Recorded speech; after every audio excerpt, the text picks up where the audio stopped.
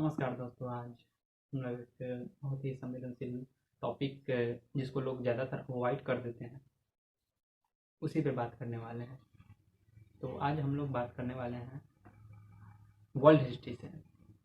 लोग इसको ज़्यादा पसंद नहीं करते हैं पढ़ना, क्योंकि इसका वेटेज बहुत ही कम होता है, लेकिन फिर भी यह बहुत महत्वपूर्ण है। आगे हम लोग चर्चा कर रहे हैं, आप लोगों को खुद पता चल जाएगा। तो चलिए शुरू करते हैं।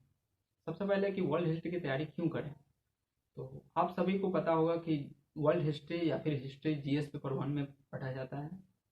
और जीएस पेपर 1 में अगर हम बात करें तो पूरा हिस्ट्री से एक छोटा सा टॉपिक आता है, वर्ल्ड हिस्ट्री। तो जब से सीसेट लागू हुआ यानी कि 2013 से, तो 2013 के बाद से ही जो है वर्ल्ड हिस्ट्री को जो मेंस में इंक्लूड किया गया। अभी भी इसमें पीटी में एक प्रश्न पूछा नहीं जाता है। पीटी में वर्ल्ड हिस्ट्री से एक भी प्रश्न नहीं पूछा जाता है। अगर आप लोग सीरियस एस्पिरेंट होंगे तो आप लोगों के पास प्रीवियस ईयर होगा तो आप लोग देख सकते हैं, लेकिन मेंस में भी इतना कुछ ज़्यादा रोल नहीं है इसका। 1 से 2 क्वेश्चन, अगर हम मार्क्स की बात करें तो 15 से 25 नंबर का, इससे ज़्यादा का नहीं है। और इसके लिए लोग लगते हैं पूरा वगैरह वगैरह क्या क्या पढ़ते हैं, नोट्स पढ़ते हैं, विजन का मटेरियल, तो दृष्टि का मटेरियल, बहुत सारे मटेरियल है मार्केट में, उसको लोग पढ़ते हैं। लेकिन आज हम लोग जो बात करेंगे बहुत ही कंसिस्टेंस वे में करेंगे और कम से कम सामग्री में भी इसमें बेहतर किया जा सकता है। और इसका लिंकेज बहुत ज़्यादा है। हम बार बार इस बात पर जोर दे रहे हैं कि इसका लिंक बहुत ज़्यादा है और आप लोग खुद इसको समझ पाइएगा, हम वीडियो में आगे बता रहे हैं। तो चलिए आगे बढ़ते हैं। सबसे पहले कि वर्ल्ड हिस्ट्री की बात करेंगे तो वर्ल्ड हिस्ट्री क्यों पढ़ें। तो वर्ल्ड हिस्ट्री में हम लोग को पढ़ना इसलिए चाहिए कि हमको अगर आईआर पढ़ना है, इंटरनेशनल रिलेशन के बारे में पढ़ना है, जो पॉलिटी का सेक्शन है, तो उसमें कहीं ना कहीं हम लोग उस देश की अगर जानकारी चाहते हैं तो उसका थोड़ा हिस्ट्री जानना पड़ेगा। इसीलिए हम लोग आईआर में जो है कहीं ना कहीं आईआर जो पेपर है उसमें हम लोग वर्ल्ड हिस्ट्री का काफ़ी ज़्यादा इम्पोर्टेंस लेते हैं और वर्ल्ड हिस्ट्री को पढ़ते हैं। जो PSIR ऑप्शनल के स्टूडेंट होते हैं वो वर्ल्ड हिस्ट्री तो डेफिनेटली पढ़ते हैं, लेकिन ऐसा नहीं है कि और विद्यार्थी नहीं पढ़ते हैं। तो हम लोग एक एक मुद्दे पर बात करते हैं। सबसे पहले वर्ल्ड हिस्ट्री क्यों पढ़ें। वर्ल्ड हिस्ट्री जो है इसलिए पढ़ना चाहिए क्योंकि हमें इसका लाभ जीएस पेपर के सभी पेपर में। अब कैसे समझिए, जीएस पेपर 1 में तो इसका है ही, क्योंकि जीएस पेपर 1 में तो ही पढ़ना ही है। जीएस पेपर 2 में भी है, जो आईआर सेक्शन अभी बात कर रहे हैं। आईआर सेक्शन में इसलिए है क्योंकि आईआर सेक्शन को हमको समझने के लिए उस देश की जो हिस्ट्री में क्या स्थिति थी उसके बारे में हमको जानकारी मिलती है। जैसे यूरोप अभी के दौर में 2020 के दौर में अलग है, और यहीं अगर हम 1920 यानी आज से 100 साल पहले 1930 की बात करेंगे तो उस समय बिल्कुल अलग थी। अभी वहाँ पे यूरोपियन कंट्री में जो है महिलाओं को पूर्णतः आज़ादी दी गई है, मतलब कह सकते हैं कि इक्वल बेसिस पे है। लेकिन उस समय ऐसी नहीं थी, उस समय ऐसा नहीं था। और बात करेंगे, उस समय जो है यूरोप विकसित तो था लेकिन उतना विकसित नहीं था, और अभी देखिए यूरोप कितना ज़्यादा विकसित हो चुका है। और उस समय क्या हुआ, जैसे अब फर्स्ट वर्ल्ड वार हुआ, मुख्य रूप से हम लोग यही पढ़ते हैं, फर्स्ट वर्ल्ड वार पढ़ते हैं, सेकेंड वर्ल्ड वार पढ़ते हैं, यूरोप में क्या क्या क्रांति हुई वो पढ़ते हैं, जर्मनी का क्या रोल था उसमें ये पढ़ते हैं। इसके बारे में ही फ्रेंच रिवॉल्यूशन, इसी सब टॉपिक को ही हम लोगों को जो है जीएस पेपर 1 यानी कि वर्ल्ड हिस्ट्री में पढ़ना पड़ता है। तो अब देखिए, पहले तो आप लोग समझिए कि जीएस पेपर 1 में तो है तो इसको पढ़ना ही है। दूसरा कि आईआर पेपर जो आता है इंटरनेशनल रिलेशन के बारे में, जो जीएस पेपर 2 में होता है, उसका भी कहीं ना कहीं उसमें रोल होता है। और जीएस पेपर 3 में जो इकोनॉमिक का सेक्शन है, जैसे आप वर्ल्ड हिस्ट्री पढ़िएगा तो उसमें एक टर्म आता है, सॉरी, आप अगर वर्ल्ड इकोनॉमिक पढ़िएगा तो उसमें इकोनॉमिक टर्म यानी कि वर्ल्ड इकोनॉमिक टर्म जो आती है जीएस पेपर 3 में, तो जीएस पेपर 1 से वो रिलेट कैसे करता है समझिए। जैसे यूरोप में उस समय क्या हुआ था कि लगभग 2 से 4 करोड़ आदमी मरे गए थे फर्स्ट वर्ल्ड वार और सेकेंड वर्ल्ड वार में। तो क्या हुआ था कि पूरी अर्थव्यवस्था यूरोप की जो है ठप हो गई थी। तो यूरोप की जो अर्थव्यवस्था थी बिल्कुल ही ठप हो गई थी। वहाँ पे इतना ज़्यादा गरीबी हो चुकी थी कि लोग जो है एक पाव रोटी जो है 10-10 हज़ार रुपये में मिलती थी उस समय। तो कहीं ना कहीं यह बहुत बड़ा मतलब इकोनॉमिक कह सकते हैं कि इकोनॉमी की दृष्टिकोण से बहुत ही बड़ा जो है महत्वपूर्ण खंड बन जाता है वो ईयर। उस साल में बहुत तरह की जो है परेशानियां हुई थी। तो वर्ल्ड हिस्ट्री में वर्ल्ड इकोनॉमी का भी रोल होता है, क्योंकि आप पढ़िएगा वो, जैसे वर्ल्ड इकोनॉमी का भी पढ़ रहे हैं, पढ़िएगा आप लोग इकोनॉमिक में, तो उसमें वर्ल्ड हिस्ट्री से रिलेट कैसे करेगा, क्योंकि आप यूरोप के बारे में पढ़िएगा तो यूरोप में जो है वहाँ पे यूरोप की 1950 कह सकते हैं और 1930-40 में जो सेकेंड वर्ल्ड वार और फर्स्ट वर्ल्ड वार हुआ, तो उस समय यूरोप की दशा क्या थी। जैसे जर्मनी कहा जाता है कि जर्मनी अगर ठीक रहता तो जो है सेकेंड वर्ल्ड वार की नौबत नहीं आती, लेकिन कैसे उसको इतना जो है इंग्लैंड के द्वारा, फ्रेंच के द्वारा और ये अमेरिका के द्वारा दबा दिया गया था कि उन्होंने जो है अपना कहीं ना कहीं उनके अंदर जो है बदले की भावना थी, तो वो कैसे चुप रहेगा। तो इसी वजह सेकेंड वर्ल्ड वार हुई थी। लेकिन जापान भी तो इसमें इंक्लूड था। जापान चाइना हो गया, उसके बाद रूस हो गया, ये सब जो है मुख्य रूप से वर्ल्ड वार में जो है इंक्लूड थे। तो जर्मनी उस समय उभरता हुआ चेहरा था, उन्होंने पार्टी की गठन की थी और इसमें जो है नाजी पार्टी का उन्होंने गठन किया था और जर्मनी में कूद पड़े थे, क्योंकि वो रहने वाला तो ऑस्ट्रेलिया का था, लेकिन वो ऐसा कुछ फ्रेंच वालों ने, इंग्लैंड वालों ने इतना ज़्यादा प्रेशर बना दिया इस पे, जर्मनी पे, जो उसे रहा नहीं गया और उसको बदले की भावना थी अंदर में, और तब जाके वो नाजी पार्टी का गठन करता है और जो है इस सब के कह सकते हैं कि अमेरिका और इंग्लैंड फ्रेंच का विद्रोह करता है और जो है पोलैंड पे आक्रमण कर देता है। तत्कालिक कारण की वजह से जो है सेकेंड वर्ल्ड वार की नींव पड़ जाती है। तो अभी कभी हम इस पे वीडियो बनाएंगे सेकेंड वर्ल्ड वार की, फर्स्ट वर्ल्ड वार की, तो इसमें हम डिटेल से कभी चर्चा करेंगे, लेकिन अभी मेरा मोटिव है।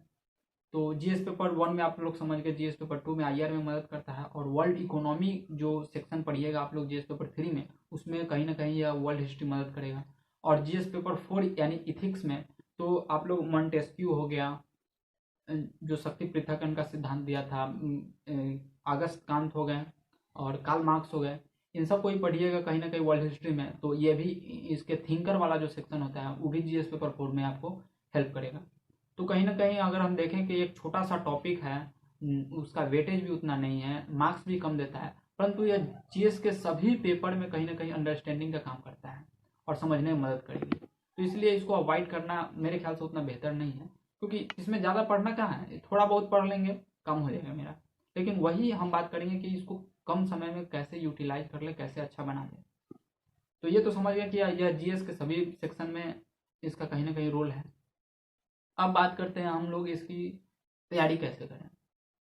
तो वर्ल्ड हिस्ट्री की तैयारी की बात है तो बहुत सारे विद्यार्थी जो है बेसिक उनका मतलब बैकग्राउंड उनका नहीं होता है, और वो विजन का मटेरियल हो, चाहे दृष्टि का मटेरियल हो, चाहे किसी कोचिंग का हैंड रिटन नोट्स भी हो किसी सर के द्वारा लिखी गई, तो उसको फॉलो करने लगते हैं।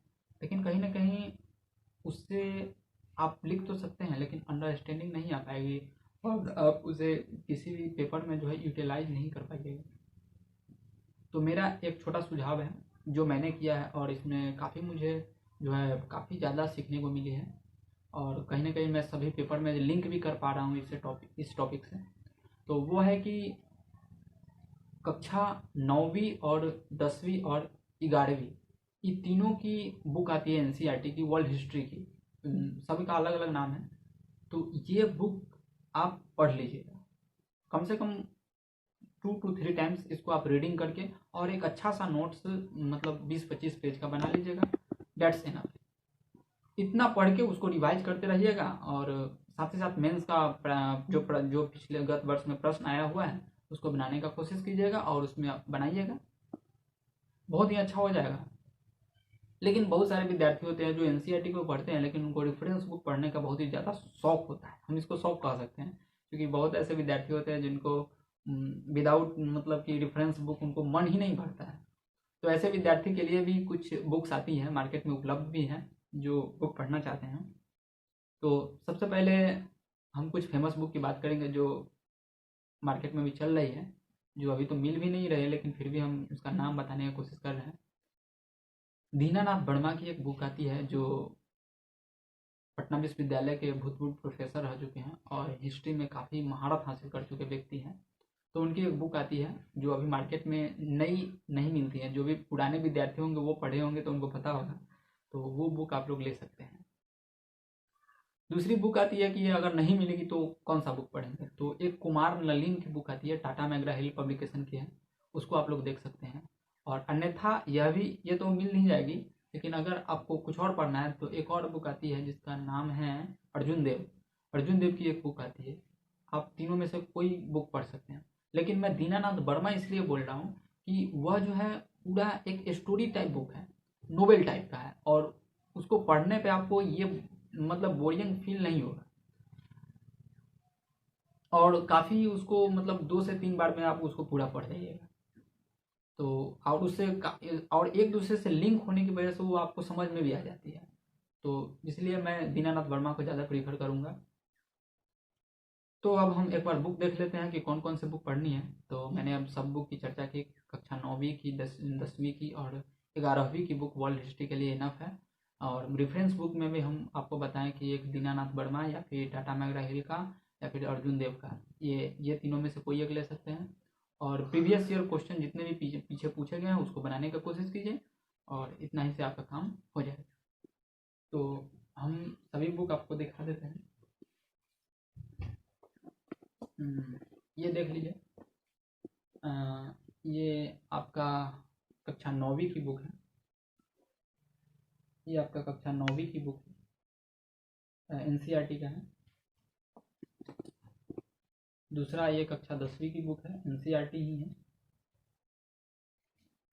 और तीसरा जो है 11वीं की बुक है, ये आप लोग देख सकते हैं। और एक और जो रेफरेंस बुक है जो मेरे पास है वो मैं आपको दिखा देता हूँ। ये आपका जो है दीनानाथ वर्मा की बुक है, ये देख सकते हैं आप लोग। ये बिल्कुल पतली सी है, इसको मतलब 400 से 500 इसका पेज है, ये आप लोग देख सकते हैं। और नोवेल टाइप बुक है, आप इसको 2 से 3 बार में पूरा पढ़ सकते हैं। और ये आप लोग देख सकते हैं बेहतर से। तो मैंने इसमें 3 बुक नेसेसरी है जो कम से कम तैयारी करने के लिए 3 बुक तो आपको चाहिए ही। एक 9th 10th और 11th एनसीईआरटी, इतना से आपका काम हो जाएगा। और प्रीवियस ईयर क्वेश्चन लगा लीजिएगा 2-3 साल का। पिछले अगर हम बात करें तो आप लोग 2000 जब से लागू हुआ है तब से लगा लीजिएगा।